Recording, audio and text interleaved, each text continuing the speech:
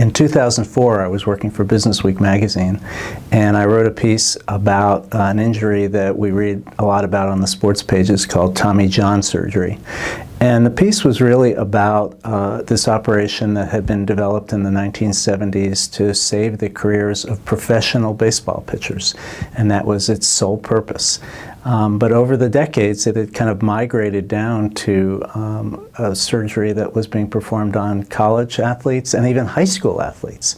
And the surgeon that I spoke to for the piece was doing the surgery on pitchers 15 and 16 years old. So I wrote a piece about kind of with an attitude about it, kind of asking parents and coaches, how can you put kids at risk like this and allow kids that young to suffer injuries, to use up their elbows at that age? So that was the first piece.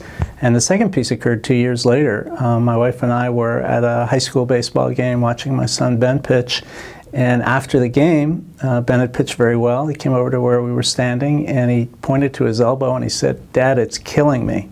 He, in fact, had suffered the same injury that I'd written about in such a kind of condescending way 2 years earlier. And at that point, I began to ask myself, am I part of the solution or am I part of the problem?